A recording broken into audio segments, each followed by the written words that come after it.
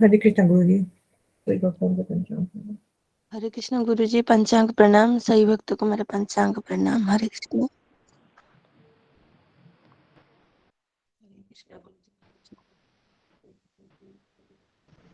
हरे कृष्ण गुरु जी, हरे कृष्ण गुरु जी, प्रणाम। पंचांग सभी भक्तों प्रणाम। को हरे सभी भक्तों को मेरा पंचांग प्रणाम। प्रणाम।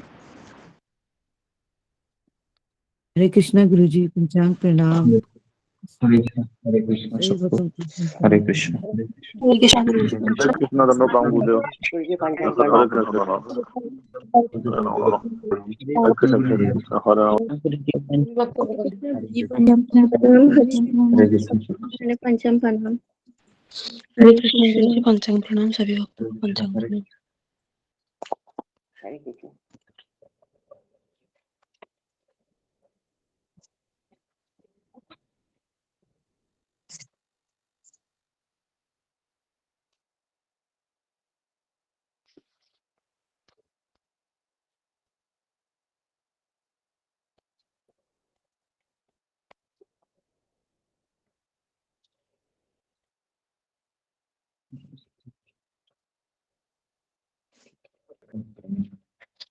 ओके। ओम अज्ञानतिमिरन्धस्य ज्ञानाञ्जनशलाकया। हरे कृष्ण। हरे कृष्ण। हरे कृष्ण। हरे कृष्ण सबको। हरे कृष्ण। क्या हो गया? हरे कृष्ण। हरे कृष्ण जी, पंचांग प्रणाम। सभी भक्तों को पंचांग प्रणाम। हरे कृष्ण। ओम अज्ञानतिमिरन्धस्य ज्ञानाञ्जनशलाकया चक्षुरुन्मीलितं येन तस्मै श्रीगुरुवे नमः। जय श्री कृष्ण चैतन्य प्रभु नित्यानंद श्री अद्वैत गदाधर श्रीवासादि गौर भक्त वृंद। हरे कृष्णा कृष्णा कृष्णा हरे हरे, हरे राम राम राम हरे हरे। हरे कृष्णा कृष्णा कृष्णा हरे हरे, हरे राम राम राम हरे हरे। हरे कृष्णा कृष्ण कृष्ण हरे राम राम हरे हरे। ओके, हरे कृष्णा सबको। सत्र हरे कृष्ण गुरु जी, पंचांग प्रणाम। सभी भक्तों को पंचांग प्रणाम। हरे कृष्ण गुरु जी, पंचांग प्रणाम। सभी भक्तों को पंचांग प्रणाम। जी। ओके, हरे कृष्णा सबका स्वागत है जपा सत्र में। तो आज हम हमारी थीम को शुरू रखते हैं। हरे कृष्ण सब। पंचांग प्रणाम गुरु जी। हरे कृष्ण सबको। ओके हरे कृष्ण गुरु जी, पंचांग प्रणाम। हरे कृष्ण जी। सही भक्तों को पंचांग प्रणाम। ओके, अभी मैं बोलने जा रहा हूँ। प्रणाम हम मुझे बाद में कीजिए। हाँ, चेतो दर्पण मार्जनम भव महादावाग्नि निर्वापनम। चैतो दर्पण का अर्थ है कि पहला मेरा काम है मेरे हृदय को स्वच्छ करना है। दर्पण मतलब आईना। मेरे चेतना के आईने के ऊपर मार्जनम। मार्जनम क्यों करते हैं? जब कोई धूल मिट्टी जमती है तो हम मार्जनम करते हैं। या मार्जनम मतलब एक शब्द आता है मंजन, है ना। जिस तरह से दंत मंजन, दंत मंजन मतलब दांत की सफाई।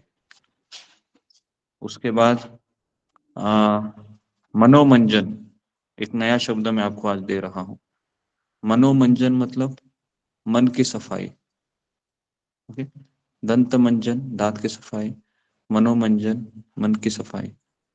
तो हमारा क्या है? चेतो दर्पण मार्जनम मतलब मन की सफाई करनी है। उसके बाद हमने देखा था भव महादावाग्नि निर्वापनम।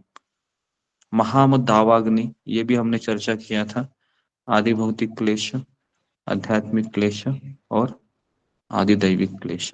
ठीक है, इसके ऊपर भी हमने चर्चा किए थे। फिर हमने चर्चा की थी कल कि भव महादावाग्नि निर्वापनम। दावाग्नि, दावाग्नि में तीन चीजें आती हैं। हमने देखा था कि जिस तरीके से पापम फलम, फलम नहीं, पहले बीजम कूटम अप्रारब्ध प्रारब्ध, ये 4 प्रकार के स्टेजेस होते हैं। हम कोई भी कार्य करते हैं, जैसे मान लो मैंने किसी झूठ बोला, किसी को चोरी किया, तो तुरंत उसका रिएक्शन नहीं मिलता है। थोड़ा सा कूट, बीज कूट, और फिर अप्रारब्ध प्रारब्ध। प्रारब्ध में समय क्या होता है कि वह चीज है वो फ्रुक्टिफाइड हो जाती है। ओके, उसी प्रकार से कोई हम अच्छे कार्य भी करते हैं, पुण्य कर्म, उसका भी सेम स्टेटस होता है। पहले वो बीज रूप में आपको प्रदान होता है, फिर कूट, फिर अप्रारब्ध, फिर प्रारब्ध। प्रारब्ध मतलब आपका पुण्य कर्म फ्रुक्टिफाई हुआ है। लेकिन जो भक्ति का कर्म है वो थोड़ा सा अलग है। यहाँ पर हमको बीज तो प्रदान किया गया है, भक्ति लता बीज, लेकिन इसमें सपोर्ट चाहिए होता है, भक्तों का सानिध्य, गुरु की कृपा, कृष्ण की कृपा, है ना, शास्त्रों का अध्ययन, ये करते करते करते करते हमें वहां तक पहुंचना होता है। कहाँ तक? और ये कृष्ण प्रेम रूपी फल है, ये प्रदान हो किए जाते हैं, है ना। जैसे कृष्ण भावना गिफ्ट है, ये गिफ्ट मतलब ये उपहार है। हम सबको प्राप्त तो हुआ है, लेकिन इस उपहार की वैल्यू हमको पता होनी चाहिए कि ये मेरे लिए कितना जरूरी है ना। जैसे राधानाथ स्वामी महाराज इतनी वन में, गुफा में वो भ्रमण कर रहे थे, लेकिन जब उनको उनके पिताजी ने $350 भेजे थे वापसी के टिकट के लिए, तो उन्होंने उसको, था उनके पास, लेकिन फिर भी वो गुफा में रहना पसंद किया। क्यों किया? क्योंकि उनको पता है ये वैल्यू है, ये मुझे अपने पास इसको बचा के रखना है। कहीं मैं फिर बाहर के वातावरण से प्रभावित होकर कहीं मेरा तपस्या का जो भाव है वो चला ना जाए। एक भक्त हमेशा डरता है कि अगर मैं किसी ऐसे व्यक्ति की संगति करूंगा जिससे मेरी चेतना को दूषित हो जाना पड़े, और मैं भक्ति मार्ग से दूर हो सकता हूँ। तो इसके लिए हमने उदाहरण भी दिया था, एक फौजी का एग्जाम्पल दिया था। कृष्ण भावना भावित व्यक्ति एक फौजी की तरह होता है, उसके सामने माया हमेशा सामने ही खड़ी रहती है, अगल बगल में, है ना। और भक्त के लिए माया है वो ओवर टाइम करती है। ओवर टाइम मतलब वो सोती नहीं है, उसको हमेशा देखती रहती है, कब ये ढीला होगा, कब ढीला होगा, कब ढीला होगा, कब ढीला होगा। और जैसे उसको मिल जाता है ढीला हो गया, फिर उसके ऊपर वो वार कर देती है, फिर उससे अपराध, गलतियां, ये सब फिर होने लगता है। तो इसके लिए अलर्ट रहना बहुत जरूरी है फौजी के लिए। तो ये एक चीज है। उसके बाद आज हम देखेंगे श्रेय कैरव चंद्रिका वितरणम। इसका अर्थ है, कल हमने ये भी देखा था कि संकीर्तन यज्ञ मानवता के लिए परम कल्याणकारी है, वरदान है, वरदान। लेकिन मैं हमेशा कहता हूँ, हम सबको वरदान तो मिला है, जैसे भिखारी के हाथ में डायमंड दिया है, लेकिन हमारा दुर्भाग्य कभी कभी हो सकता है, हमें जो मिला है पूरे ब्रह्मांड में, जिसके लिए जीवात्मा तरस रहा है, वो हमें प्राप्त हुआ है। डायमंड, हरि नाम रूपी डायमंड, हरे कृष्ण महामंत्र, गुरु शिष्य परंपरा, भक्तों का सानिध्य, शुद्ध भक्ति की महिमा, सब मिला है। लेकिन अगर हम उस डायमंड को अप्रिशिएट नहीं करेंगे, तो एक दिन ऐसा आएगा कि हम सोचेंगे कि इससे भी बढ़कर इस संसार में कुछ है, और वो हमारा सबसे बड़ा दुर्भाग्य होगा, सबसे बड़ा दुर्भाग्य। क्योंकि हमारा प्रॉब्लम क्या है कि डायमंड मिलने के बाद भी हम दूसरे चीजों को हम महत्व देते रहते, और वहां पर ही हमारा बहुत नुकसान होता है। तो इसलिए शिला प्रभुपाद हमेशा अपने शिष्यों को कहते थे, एक जन्म केवल तुम कृष्ण को दे दो, एक जन्म। इतने सारे जन्म तो तुमने माया को दे ही दिया है, क्यों ना तुम एक जन्म कृष्ण को दो।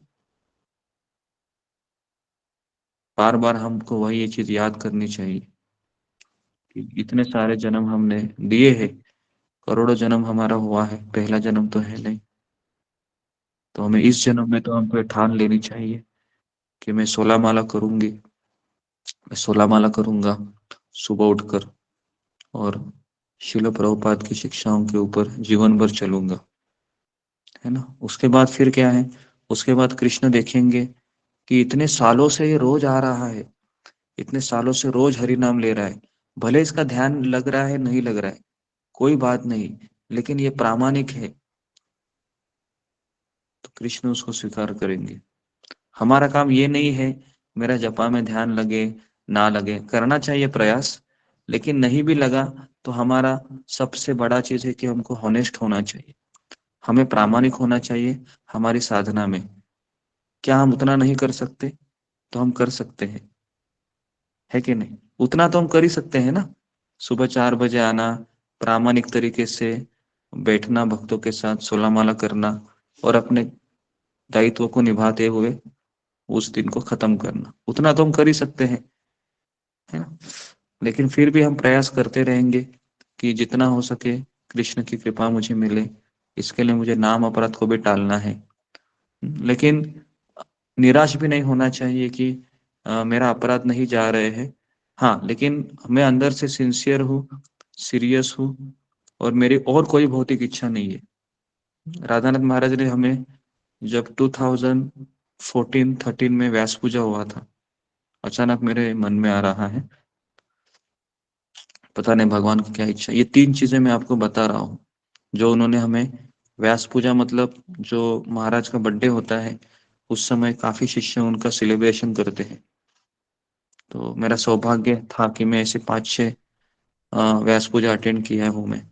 2007 से लेके 2000, है ना, 14-16 तक वो करते थे, अभी महाराज ने बंद किया उसको। तो उस समय उन्होंने 2013 या 2009-10 में उन्होंने कहा था ये चीजें कि 3 चीजें करेंगे तो आपको कृष्ण मिलेंगे। 3 चीजें तो उन्होंने कहा था, पहले आपको सीरियस होना है। सीरियस मतलब गंभीर होना है कृष्ण भावना के लिए। ऐसा नहीं कि इधर भी जाओ उधर भी जाओ, ये भी करो वो भी करो, चलता है। हमको गंभीर होना चाहिए। हमेशा हमें अपने आप को पूछना चाहिए, क्या मैं इधर जाने के बाद मेरा भक्ति जा सकता है?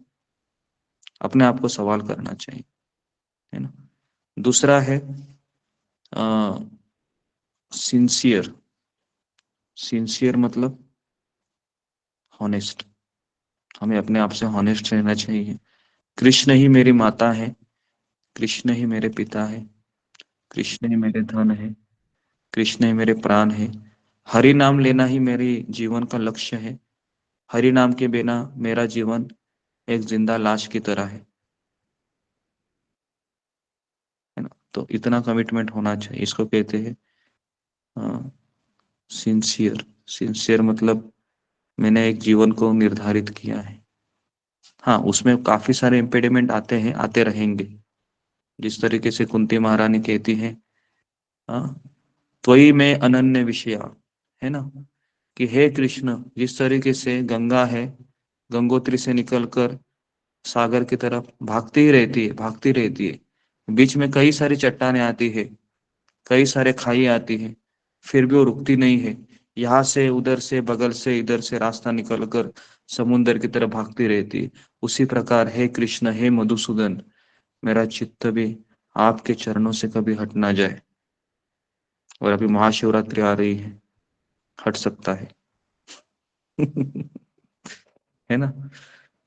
और इसका, अगर आप एकादशी करेंगे, क्योंकि कल एकादशी है और परसों शिवरात्रि है, आपको पारना तो छोड़ना ही है किसी भी हालत में। तो यह आपका बड़ा परीक्षा है। और अगर आप एकादशी को ठुकराते और शिवरात्रि को करते हैं तो ये तो फिर ये मेरी शिक्षाओं के ऊपर पानी फिर जाएगा फिर। इतना भी ध्यान रखिए, क्योंकि पारना टाइम के समय आपको कुछ खाना है, 7 बजे 8 बजे जो पारना टाइम होता है। और शिवरात्रि करने की कोई आवश्यकता है नहीं, क्योंकि शिव जी है। अगर शिव जी को पता चलेगा ये मेरा उपवास कर रही है और एकादशी का इसने किया नहीं पारना टाइम, तो वो भी आपको कृपा नहीं देंगे, सोच लीजिए। ठीक है। क्योंकि शिव जी भी परम वैष्णव है, शिव जी भी एकादशी का व्रत ये सब वो करते हैं, है ना। तो अभी आपके श्रद्धा की परीक्षा है। कल परसों, और कितने लोग पास हो जाएंगे ये मैं आपको 2 दिन के बाद ही पूछूंगा, ऐसा नहीं कि पूछूंगा नहीं। ओके, तो उससे मुझे पता भी चलेगा कि कितने लोग हैं ये कृष्ण के पास आना चाहते हैं, है ना। ठीक है, और उसके ऊपर मैं भी लेक्चर भी दूंगा शिवरात्रि के समय में। ओके, तो ये 2 चीजें हो गई, सीरियसनेस, सिंसियरिटी, और तीसरा उस प्रवचन में राधानाथ स्वामी महाराज ने कहा था विदाउट अल्टरनेटिव मोटिव, और कोई हमारी इच्छा नहीं होनी चाहिए गुरु और कृष्ण को प्रसन्न करने के अलावा। अगर ये 3 चीजें हम करते हैं, महाराज ने कहा था उस प्रवचन में, मुझे अभी भी याद है, तो महाराज कहेंगे कि कृष्ण आपको मिलेंगे। और मैं वही बातें आपके सामने रिपीट कर रहा हूं। हम जपा कर रहे हैं, जपा करने में 3 चीजें चाहिए। पहले है कि मेरे में सीरियसनेस चाहिए, मुझे इसकी वैल्यू पता होनी चाहिए। दूसरा है सिंसियर, मैं आलसी नहीं होना चाहिए, मेरा कमिटमेंट है, मुझे आना है तो मैं आऊंगा, मैं आऊंगी 4 बजे, ये मेरा कमिटमेंट है। अगर किसी को 4 बजे का लॉगिन करने से, अगर उसका नौकरी है, समझो जॉब है, और उसको 4 बजे लॉगिन करना है सिस्टम में, और उसका सैलरी है 1 लाख रुपए महीना, 2 लाख रुपए महीना, तो बताइए वो 4 बजे लॉगिन करेगा या नहीं करेगा? है ना, कोई भी करेगा, उसको पता है अरे करूंगा नहीं तो 1 लाख का नौकरी चला जाएगा। तो मुझे बताइए कि अभी ये हमको तो 1 लाख क्या, इसका तो कोई वैल्यू ही नहीं है। आप 4 बजे लॉगिन करेंगे, है ना, तो कृष्ण के इधर पंचिंग होता है कि ये भक्त आ गई करके, ये भक्त आ गया, है ना। तो फिर वो कृष्ण ही आपको रिवार्ड देंगे। और आप ये मत सोचिए, आप हर एक दिन है आपका काउंटिंग हो रहा है, हर एक दिन आप 4 बजे आते हो, जपा टॉक सुनते हो, सोना माना करते हो, कृष्ण के उधर, कृष्ण देखते हैं, कृष्ण तो हमारे हृदय में ही है। आप ऐसा मत समझिए कि कृष्ण को पता चल रहा है क्या, अरे पता सब चल रहा है उनको, हमारे अंदर ही तो बैठे हैं वो। समझ में आया? तो इसके लिए ये हमेशा समझना जरूरी है कि कृष्ण को पता है। तो ये होता है सीरियसनेस, फिर है सिंसियर मतलब प्रामाणिक होना, अपना काम करना, और अल्टरनेटिव मोटिव मतलब और कोई मोटिव नहीं होना चाहिए कृष्ण भावना में। ये शुद्ध भक्ति की डेफिनेशन परम पूज्य राधानाथ स्वामी महाराज ने दिया था 2009-10 में वेस्ट पूजा में, और मुझे ऐसा लगता है कि ये हमारे हाथ में है। बहुत प्रैक्टिकल है ये, बहुत प्रैक्टिकल है। सिंसियर, सीरियसनेस और विदाउट अल्टरनेटिव मोटिव। ठीक है, तो इस भावना से हम जप करेंगे तो कृष्ण हम जरूर प्राप्त करेंगे, क्योंकि ये परम पूज्य राधानाथ स्वामी महाराज के शब्द है, तो गुरु महाराज कह रहे हैं तो जरूर होगा। ठीक है, तो इसी भावना से हम जप करेंगे। कितना भी हमको नींद आई, इस चीजों को याद रखना है ना। अगर आप नींद आती है तो प्राणायाम कर कीजिए, सांस को थोड़ा सा ऊपर नीचे कीजिए, और मैक्सिमम लोग है वो प्राणायाम से जप करने का प्रयास कीजिए जब तक आपका सिस्टम ठीक ना हो जाए। ठीक है, लेकिन सोइए मत कोई।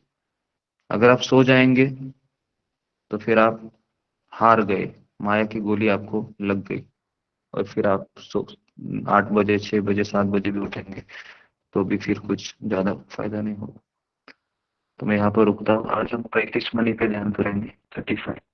ओके, हरे कृष्णा कृष्ण कृष्ण हरे हरे, हरे हरे, हरे राम राम राम हरे हरे कृष्णा एक गुरु जी। सब